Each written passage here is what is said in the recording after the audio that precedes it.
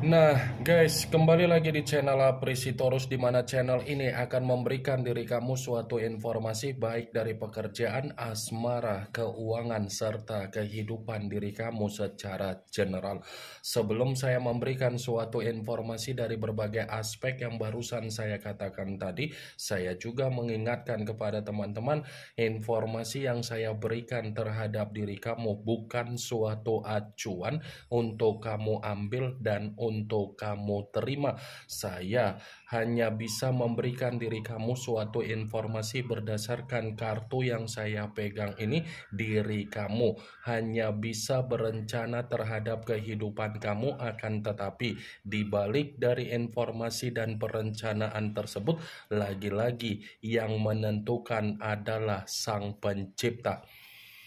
Sebelum saya mengambil satu persatu kartu yang saya pegang ini secara acak, saya juga mengingatkan kepada teman-teman apabila ketemu dengan channel saya agar menekan tombol subscribe-nya dan menyalakan loncengnya supaya next video saya lebih semangat untuk memberikan suatu informasi baik terhadap kondisi energi kamu, manusia yang selama ini kamu prioritaskan, serta pihak ketiga dia.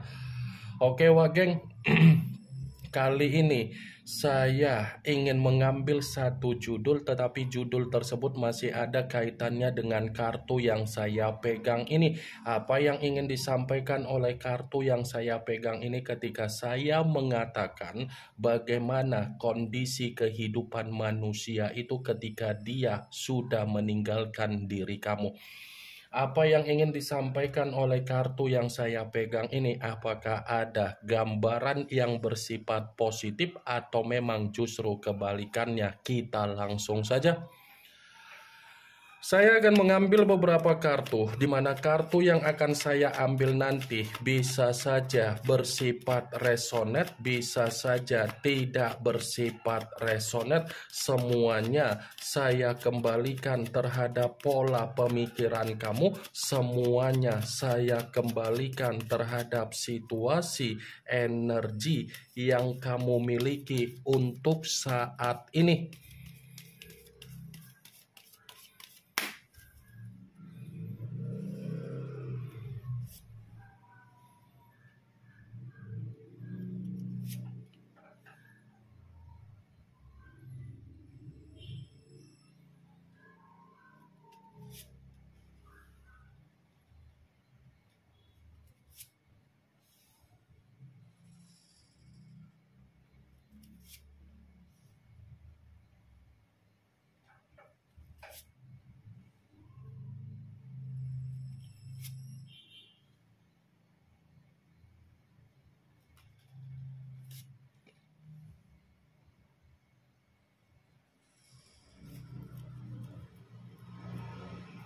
Nah guys, di depan saya ini sudah ada beberapa kartu yang sudah saya ambil secara acak satu persatu dari tumpukan kartu yang saya pegang tadi. Apakah kartu yang ada di depan saya ini akan memberikan suatu gambaran yang bersifat positif atau memang justru kebalikannya? Kita langsung saja. Muncul kartu ini. Sekali lagi saya mengatakan muncul kartu yang saya pegang ini, di mana kemunculan kartu yang saya pegang ini seperti memberikan suatu isyarat atau gambaran, tetapi gambaran yang ingin saya sampaikan terhadap diri kamu, terlebih dahulu saya ingin mengarah terhadap diri kamu sebelum saya mengarah terhadap judul tersebut. Kenapa terlebih dahulu saya ingin mengarah terhadap diri kamu? Kalau seandainya saya mencoba untuk flashback kembali terhadap kondisi kehidupan kamu di masa lalu, sepertinya kehidupan kamu dikelilingi oleh berbagai orang yang bersifat toksik, bersifat manipulatif, dan bersifat playing victim. Saya yakin dan saya percaya kegagalan yang pernah kamu terima dari kondisi kehidupan kamu di masa lalu itu dipengaruhi oleh orang yang ada di sekeliling kamu, yang dimana diri kamu sempat memberikan kepercayaan, tetapi kepercayaan kamu dimanfaatkan, dicurangi, dan dimanipulatif. Kartu pertama yang saya pegang ini adalah kartu yang berbicara secara pedang, tetapi pedang tersebut terdiri dari 7 pedang. Kalau seandainya saya mencoba untuk menarik satu pedang dari ketujuh pedang tersebut, sebagai salah satu contoh dari orang yang bersifat manipulatif yang saya katakan tadi, ini ada kaitannya dengan situasi komitmen kamu, ada kaitannya dengan usaha atau bisnis kamu, ada kaitannya dengan persahabatan kamu, dan ada kaitannya dengan situasi pekerjaan kamu. Kalaupun saya katakan kembali perihal dari perjalanan komitmen kamu, ya sudah pasti orang yang masuk di dalam kehidupan kamu secara komitmen adalah orang yang benar-benar terlalu toksik untuk mengendalikan diri kamu. Kan Wak Geng? Manusia itu menjual kesedihan terhadap diri kamu agar kamu terjebak dengan apa yang menjadi kesedihan dia. Tetapi di balik dari apa yang menjadi kesedihan tersebut, ternyata diri kamu yang memikul apa yang menjadi beban kamu sendiri. Seven of Swords, secara tidak langsung komitmen kamu sudah memeras apa yang sudah ada secara kestabilan kamu. Pernah nggak kamu memperhatikan secara kestabilan kamu, kenapa kestabilan kamu itu secara perlahan-lahan runtuh akibat kedatangan dia di dalam kehidupan kamu? Pernah tidak kamu memperhatikan situasi tersebut, Wak Geng? Kalau memang kamu pernah memperhatikan situasi tersebut, berarti apa yang saya katakan tadi itu bisa dibenarkan karena memang manusia itu terlalu toksik. Apa yang barusan saya katakan bukan berarti saya ingin mensugesti apa yang menjadi pemikiran kamu. Tidak, saya hanya sekedar memprediksikan apa yang menjadi kartu yang saya pegang ini. Sekalipun kartu yang saya pegang ini saya mencoba untuk mengkaitkan dengan judul tersebut, lagi-lagi kartu ini akan saya benarkan, tetapi dalam arti apa? Ketika manusia itu meninggalkan diri kamu, dia kan mempermainkan apa yang menjadi sisi ketoksikan dia. Tetapi ketoksikan yang dia mainkan untuk meninggalkan diri kamu, ketoksikan itulah yang akan mengarahkan manusia tersebut terjebak dengan apa yang menjadi permainan dia sendiri. Bisa saja manusia itu yang akan terjebak dengan apa yang menjadi permainan dia, di mana permainan dia akan menguras apa yang menjadi pembawaan energi dia yang bersifat sial. Muncul kartu Knight of Swords yang dimana kemunculan kartu ini masih berbicara secara pedang, tetapi pangeran dan prajurit yang memegang satu pedang. Kalau seandainya saya mencoba untuk menarik kata pedang, pedang yang saya tarik ini pun masih membenarkan apa yang menjadi judul tersebut.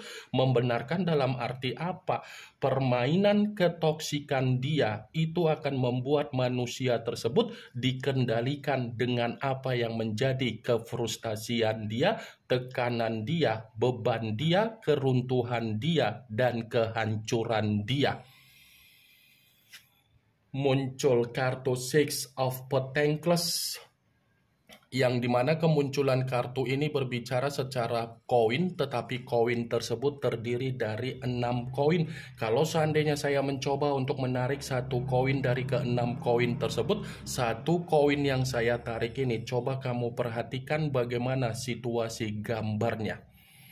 Coba kamu perhatikan bagaimana situasi gambarnya, Wak Geng. Seakan-akan gambar di dalam kartu tersebut ini sangat kuat membuktikan ketika manusia itu meninggalkan diri kamu, kondisi kehidupan dia seperti kondisi kehidupan yang benar-benar membutuhkan pertolongan, membutuhkan bantuan.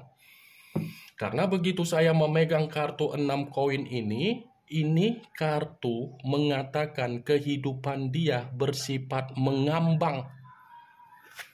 Muncul kartu Queen of Swords, yang dimana kemunculan kartu ini masih berbicara secara pedang dalam arti apa?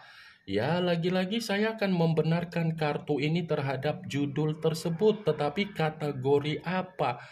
Kehidupan dia tanpa diri kamu seperti kondisi kehidupan yang sedang dipermalukan. Kehidupan dia tanpa diri kamu seperti kondisi kehidupan di mana manusia itu merasa ada kesadaran dari penyesalan dia. Muncul kartu Two of Swords, yang dimana kemunculan kartu ini lagi-lagi masih berbicara secara pedang, tetapi pedang tersebut terdiri dari 2 pedang. Kalau seandainya saya mencoba untuk menarik 1 pedang dari kedua pedang tersebut, 1 pedang yang saya tarik ini pun seperti mencerminkan di mana kondisi kehidupan dia tanpa diri kamu menerima apa yang menjadi ketidakwarasan dia sendiri. Dia tanpa diri kamu seperti menerima apa yang menjadi kebuntuan dia. Dia tanpa diri kamu seperti menerima apa yang menjadi kebingungan dia. Dia tanpa diri kamu seperti menerima apa yang menjadi suasana kelinglungan dia. Muncul kartu Seven of Pentacles, yang dimana kemunculan kartu ini berbicara secara koin, tetapi koin tersebut terdiri dari 7 koin. Kalau seandainya saya mencoba untuk menarik 1 koin dari ke-7 koin tersebut, 1 koin yang saya tarik ini, coba kamu perhatikan bagaimana situasi gambarnya. Coba kamu perhatikan, Wak Geng, bagaimana situasi gambarnya. Seseorang yang terduduk tetapi sambil memegang 1 koin. Koin yang dipegang ini sangat kuat mengatakan dia tanpa diri kamu seperti menerima apa yang menjadi kegagalan di dalam kehidupan dia. Kegagalan yang saya katakan ini bisa saja ada kaitannya dengan apa yang menjadi situasi keuangan dia, penampilan dia, kebutuhan dia, keberuntungan dia. Begitu saya memegang kartu Seven of Pentacles, kartu ini cerminan di mana manusia itu sedang menjalankan apa yang menjadi karma tabur tuai dia sendiri. Muncul kartu The Tower, yang dimana kemunculan kartu ini kemungkinan besar kamu sudah mengerti arti dari kartu tersebut, karena memang kartu ini selalu keluar, kartu ini selalu muncul, dan kartu ini selalu saya pegang. Kalaupun kartu ini saya kaitkan dengan judul tersebut, lagi-lagi saya akan membenarkan judul tersebut. Tetapi dalam arti apa? Dia tanpa diri kamu seperti menerima apa yang menjadi kehancuran dia. Dia tanpa diri kamu seperti menerima apa yang menjadi bencana di dalam kehidupan dia. Dia tanpa diri kamu seperti menerima apa yang menjadi malapetaka dia. Dia tanpa diri kamu seperti menerima apa yang menjadi ketidaktenangan dia. Dia tanpa diri kamu seperti menerima apa yang menjadi kondisi keterpurukan dia sendiri.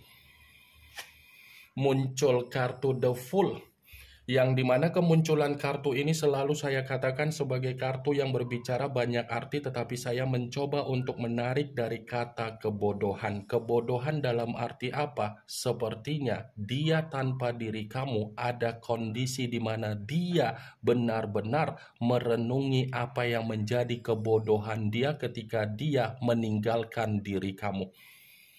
Karena di satu sisi manusia itu kan selalu mengikuti apa yang menjadi keegoisan dia, kesombongan dia, keserakahan dia. Tetapi ketika manusia itu mengikuti apa yang menjadi kesombongan dia dan keegoisan dia, malah membuat manusia itu benar-benar sadar sendiri dari kebodohan tersebut. Ini yang ingin saya sampaikan terhadap diri kamu dari berbagai kartu yang saya pegang ini. Yang positif ambil, yang negatif buang. Sekian dulu informasinya. Salam kartu tarot, salam zodiak.